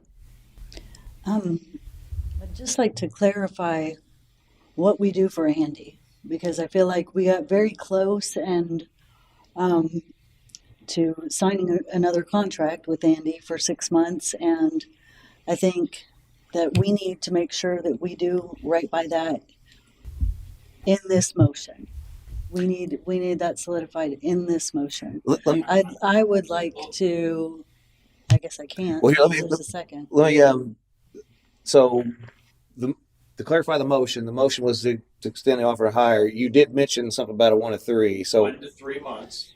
So why don't we, if you wouldn't mind amending your motion, because I think these are two separate things. If you could just take Andy out of the equation right now, amend your motion to extend the offer to Don in one motion. We'll make that decision, and then we can talk about Andy. Can we deal with Andy first and then the motion? Well, if we're not hiring Don, so I would just really like to know what we're doing for Andy before I make a motion to hire Don. well, I'd like to solidify that. it would be a separate thing. We could do a contingent motion that should we hire another city manager, what are we doing Can for you Andy? rephrase his motion? Yes. Well, that's what I'm just asking. or just rephrase I'm just- it to the exact time frame of And I think it should be at least 3 months. at least. You have a comment? You're clarifying, you're wanting 2 motions. Well, so my thought is to whittle the motion down to 2 things, because again, they're 2 separate things. We're either hiring Don or we're not. Okay, and again, what we do with Andy is a totally separate thing. If we don't hire Don, well then Andy needs something more, right? or We already said last week Andy gets 6 I get that. So again, we can address Andy separately. It has no bearing on whether we hire Don or not. But we addressed Andy last week and now it's changed. Nothing's changed. Where's his 6 Let months? Chris talk for a minute. So last week, and what we've done with Andy is exactly what we agreed to do. We gave him a 6-month contract, and he was an interim manager. We're not at any given time do we say, "Oh, you're going to be our full-time manager." I'm not being disrespectful. I'm being truthful. I'm being truthful. And the fact that we talked about 6 months last week, when we left last week's meeting, Andy was going back to figure out tell us what he needed for the position, which leaves the things open. It's like a real estate contract. Okay, we made this offer here of 6 more months. He said, "Well, I'm going to figure out what I'm going to do," and he came back here. So that leaves the whole thing open. And in the meantime, we're interviewing Don. So I think we're being gracious to Andy and very respectful by saying, "Hey, Andy, a 1 to 3 month time frame to get Don, familiar with the job is more than sufficient. It'll give him plenty of time to get some runway. We're not going to leave him high and dry, guys. I'd He's been just good like to for us. it to be 3 months. That's I I'm think not. 1 to 3 months is more reasonable, so we can give our new city manager the opportunity to No, get some. I don't agree with that. I won't agree with that. So I'm going to ask again, because I'm reading the room here. I'm going to ask that you amend your I'm motion. amending my motion. My motion is to hire Don as our new city manager, starting immediately. Okay. Is there a second for that? Bob, are you going to second that or no? I'll second it. Okay. Yeah. I don't know if the delay is because you can't be heard or not. So I'm going to. He's trying to say. Okay. So I've got a motion second to hire Don as our next city manager. Any further discussion? Yeah, I think that Don is a great hire. Okay. But we do have to have respect for both these gentlemen, Andy and Don. And we need to have them work together on actually what Don's role is going to be and what the contract's going to be with Don in the future. There's a lot to discuss with benefits and FRS. And like I said, Andy's got a lot of things on the table. We want to make it, both these guys happy, so the city's happy. I think Chris can sit down with them, with Nancy and with Adam, and work this out. But yes, I'd like to lock Don in. I'd like to hire him under those circumstances. Yes. We can do the lock-in, and then you guys take the time that you need to Yeah, resolve and so decisions you need, because all you're doing is interfering with my Netflix, and I've already seen everything on Netflix, so it's not really. Well, that's negotiable. So the motion on the floor in a second, and I'm opening up public comment, is that we move forward with Don as city manager, and that's the extent of the motion at this point. So with that, I'm going to open up public comment. I think Devin would like to make a comment. See his hand up several times anyway. All right. Who are you and where you live? Oh, sorry, Eric. Devin Aaron, 5414 Bay Boulevard. I think that all the details can get worked out. Andy was really great for us, and I think that he's more than happy to be malleable. And I think that outside of his wants and needs or desires, he's willing to do what's best for the city moving forward. And I think he's a really great guy. I love Andy. Andy's awesome. We got a lot of hardcore things. He's got 250 line items on his agenda, and it's hard for Andy to get it all done because he's older. That's the reality of it. No, seriously, that's the reality. You're a very nice gentleman, but that's the reality of it. Listen, people who are older aren't as, I'm 30 years old. I'm like a spring chicken. I can work, 15, 16 hours all day long. That's just the reality of it. And sorry about that. I'm not saying anything, but it's everybody sort of knows. We don't have to walk on eggshells here. This is a really important decision. And I've been doing this for 2 years now, I saw Don 2 years ago already. We went through Matt. Andy came in. We like Andy, but Andy's an interim gentleman here. And we hired him knowing that. Matt made that very clear as well, by the way. And we need our guy who's like our forever guy, basically. And I think Don is that gentleman, and we need to retain him, and we need to work out all the details. And I think Bob's right. Chris can work that out.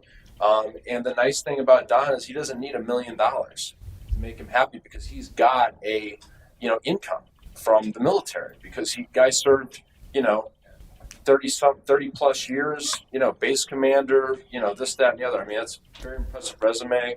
And this is a really lucky opportunity that he came around. And also, too, he's got experience from Kansas City and all the craziness that he dealt with there, which is really a good thing, which kind of polished him a little more before we got him. And we had a lot of things with Matt that he cleaned up. So this is all perfect. And Lisa's right. This is sort of an unconventional way of going about it. But we already did our due diligence 2 years ago on this guy. And he's who showed up. And, maybe we should have hired him, maybe not. But God works in mysterious ways. And this gentleman came back around, and he's here, and we need to hire him. And I think that Andy should probably stick around for 1 to 3 months, probably 2 months. I don't really think you need more than that. But all that can be worked out. And I think, that's a wrap on that. And we're moving forward, and I'm so glad that this gentleman came around. And if we don't hire him, somebody's going to hire him for sure. I mean, just think, this guy's so eloquent with how he answered all your questions and everything. I mean, he's rock solid. So I'm stoked for this guy, Anyways, thank you. Thanks, Devin. Anyone else like to speak? Linda, welcome. Tell us who you are, where you live. Still Linda Rodriguez. I haven't moved yet. Still at 5917 Lantern Court. I interviewed Mr. King 2 years ago, and he is a wonderful candidate. It was the process I had a problem with. It wasn't Mr. King.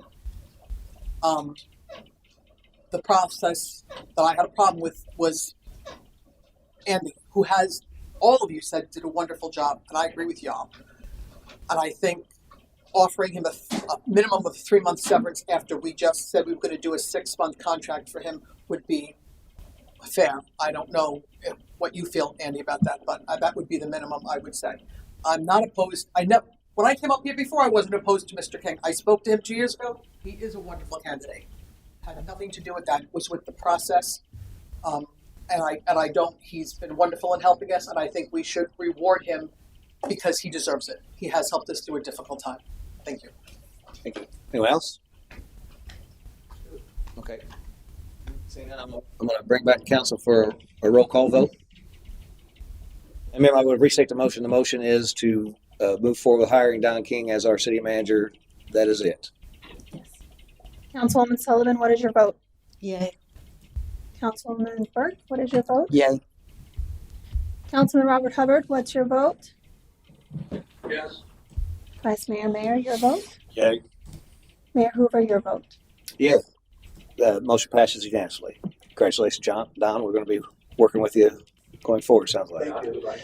So the next order of business we need to tackle, obviously, is about Andy. Now, there's a couple different ways that we can do this. We can make a motion and talk about times, or we can, and what suggestion I would give, and for what it's worth, it's world according to me. We can do whatever you guys feel, but I would like to have the opportunity to negotiate with Don and Andy start dates, how long they work together, and all that, and then bring that back to council to discuss and either amend or accept, as opposed to deciding on that tonight. And I can tell you, and I do want to hear from you, Bob, on this, because you've mentioned Chris' name several times about negotiating this. I'm the most senior person on council. I'm the mayor of the city, elected by the people, and I have the most experience up here. I pour my heart and soul into this job. I'm well versed in all the rules and the finances of the city. I stay very much involved, and so I think I'm quite capable of negotiating going forward on that. Again, I don't make the decisions. I bring it back to council, and so I would prefer that I'm involved in that. I don't have a problem with Chris doing it by any stretch of means. Chris is or anybody up here for that matter. Obviously, Chris is. I'll say about I turned 42 minutes, but obviously Chris is a businessman. He's hired and fired, and is quite capable of making those things. I'm just thinking that in the case of the city, I have knowledge because I've been up here. Chris was just elected, and so I think I could be better served in helping bring about that transition. And that obviously comes back to council, and you guys could tweak that however you see fit. I will say that I agree with folks here that we just don't dump Andy into the streets. Andy's done a great job for the city, and I know that Don is flexible, and so I would be looking for a solution that would be beneficial to all parties, including the city. And so I'm not in any hurry to get rid of anybody. The more the merrier. We need lots of folks, lots of good folks to get jobs done. And so I would ask that the council consider letting me do that. And then we bring that back at a later meeting to discuss. There is no hurry. Andy's here. He's doing a great job. Don just needs to know what his next move is. And I think we just gave him that. So I just think Andy would feel better knowing instead of being in limbo until the next time we come back. I mean, if it was me or you would want to know.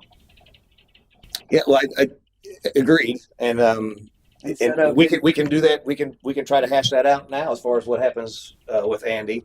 But I don't know if we have enough information necessarily. I mean, there's numbers involved and whatnot. But I would venture to say that I would not bring anything back to council less than three more months on top of his contract. And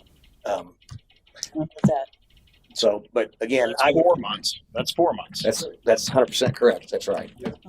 And so I would not go any lower than that. My vote would not go any lower than that. But anyway, I would like to go back and see how that looks with real data, because that's a prudent thing to do. Sure. It's supposed to make that. But I could definitely say that I don't see any reason to get him out of here any quicker than that. I'm not by any means trying to kick Andy out the door. Right. But I also feel very compelled to be accountable to taxpayers with the money we're spending.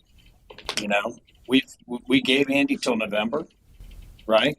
You're saying you want to throw another 3 months on that? I mean, I think the taxpayers, we owe it to them to be fiscally responsible with what we've been given, and I would be, greatly interested in how Don's going to feel after he's on the job for 30 days, 60 days. We've committed through November. We did vote 6 months, but that 6 months thing was open up when we left it last night. It wasn't all tied down. Okay, that 6 months thing had some open ends to it, which leaves everything open.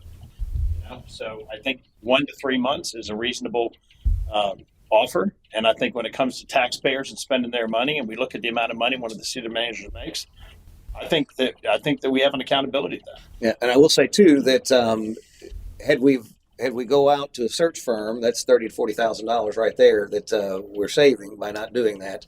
So again, I would like to look at this objectively, not base things on feeling. I'm a data-driven decision maker, and so I would like to take a look at that. I'd like to talk with the candidates, both of them, both Don, and how when he coordinate start time with him, how much time they go together. I want to have some in-depth conversations about that to where, again, we come to a mutually agreed decision amongst the parties. We bring it back to council, and then if you guys are good with that, we go with it. If not, then we do something different. I'd be willing to do that as long as you kept an open mind going into this, because you got a lot of moving pieces.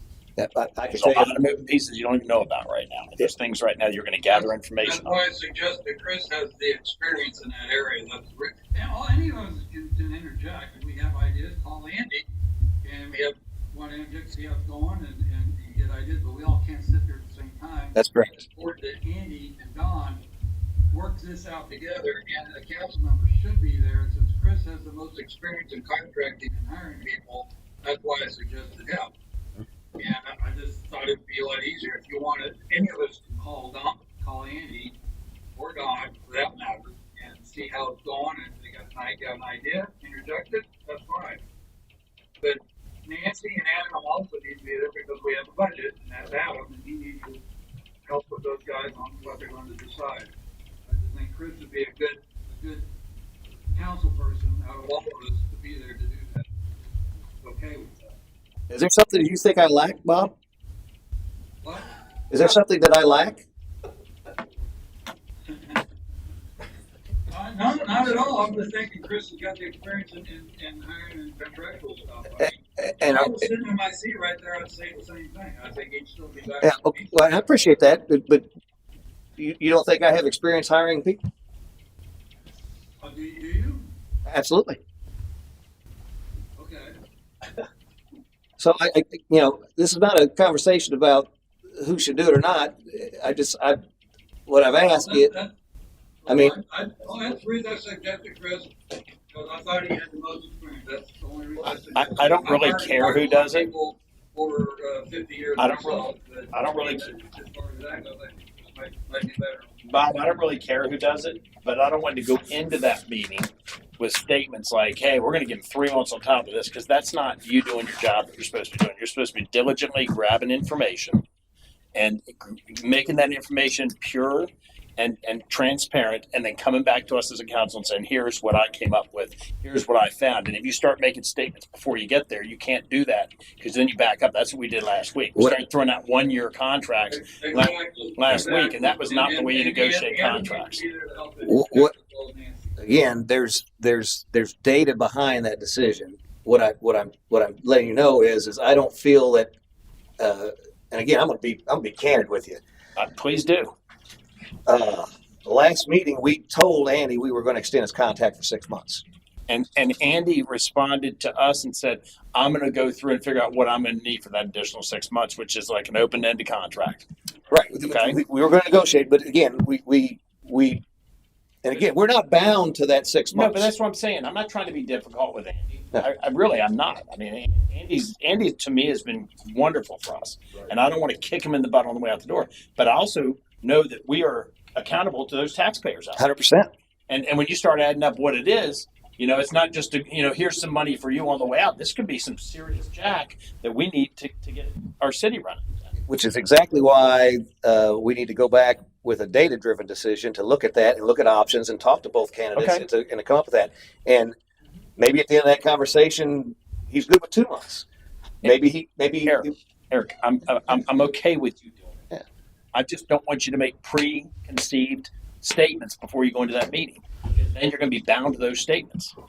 No, with the statement that I made is it is my feeling that we shouldn't do anything less than 3 months. But as I go back and look and talk to finance and we talk and see what the options are and where Andy's at, where Don's at, and how flexible we can be, then we'll know. It's those conversations can happen outside of council, and we can come to that conclusion and bring it back and present it to you. Are you willing to keep an open mind going into this?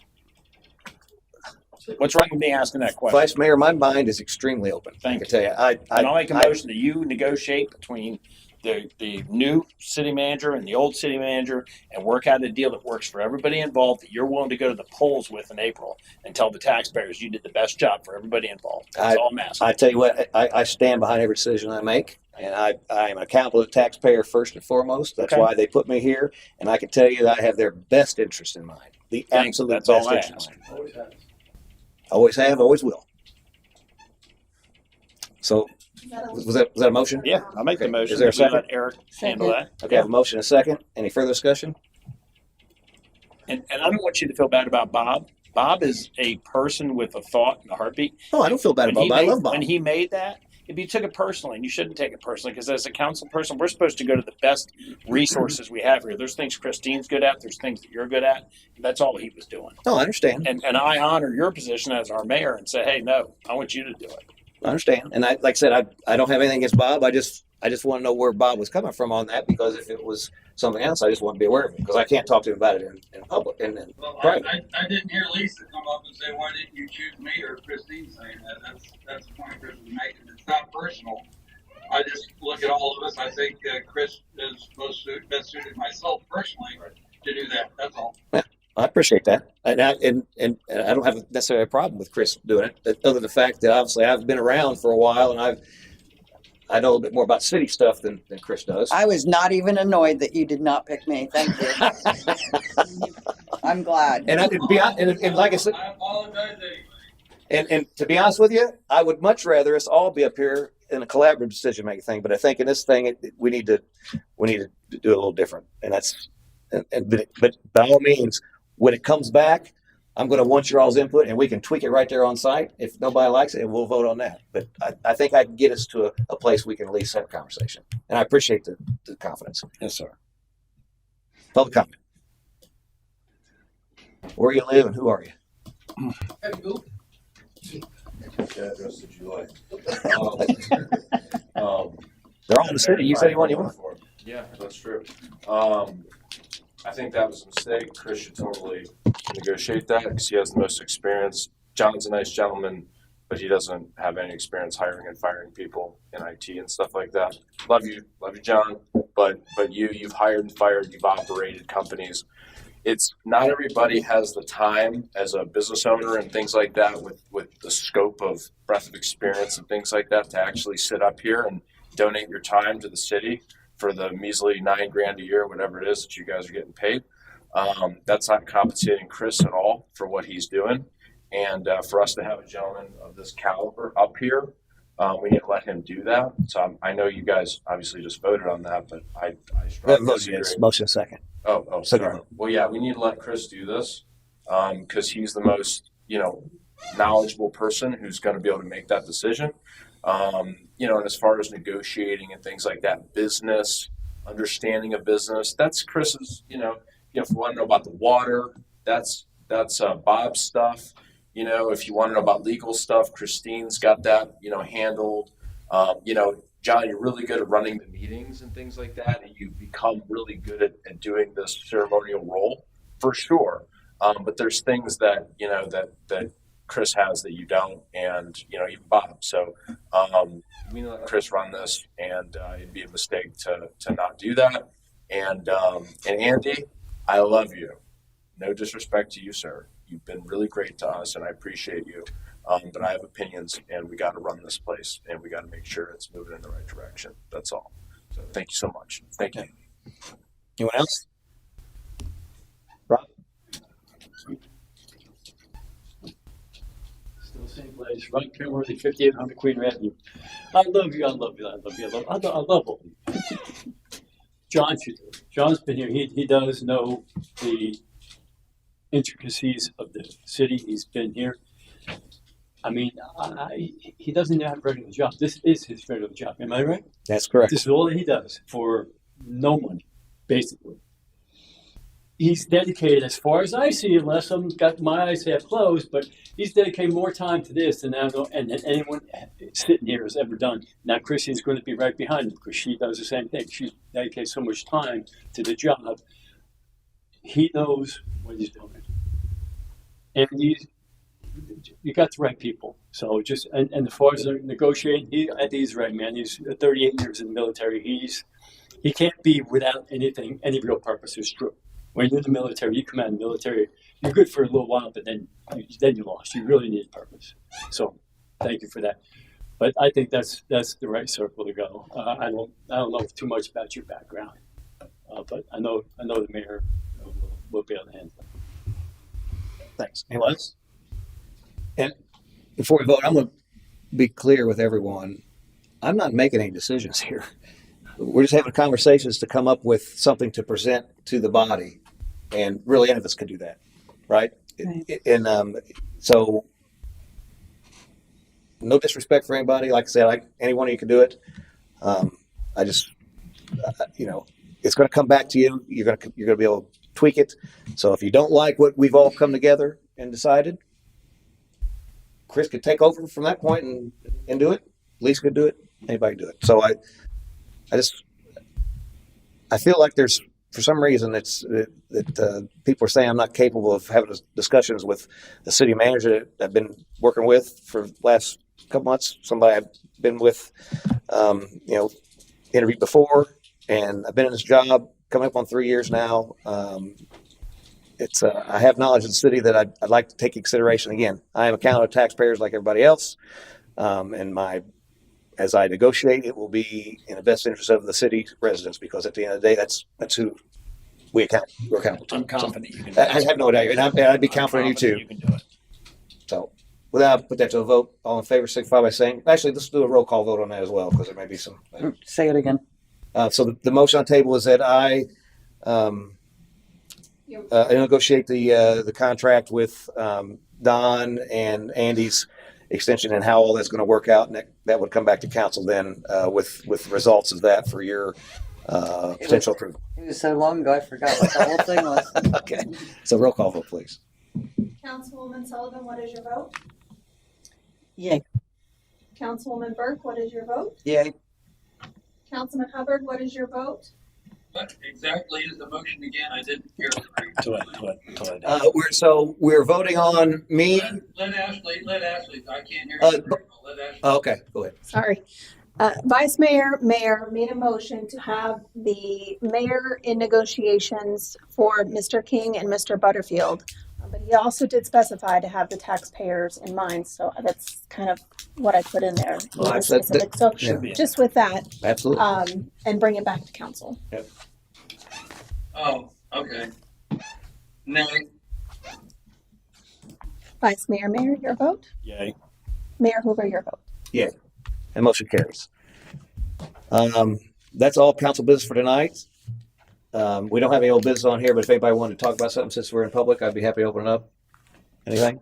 Can I? You can I absolutely. just want to thank the staff for putting this together. It doesn't. It's not easy doing something so last minute, and so I'd like to thank Sal and Ashley and the directors for all the work they did to put into this. Yeah, absolutely. I appreciate you guys. I know it was short notice, and you guys do work hard for us. So definitely want to reiterate that. Thank you very much. But the good news is it looks like we have a lot of time saving later that we would have had to go through. So we get it all done now, and we can move forward and be successful. So with that, I'll entertain a motion to adjourn. Motion to adjourn. Okay. Second. All in favor, by saying aye.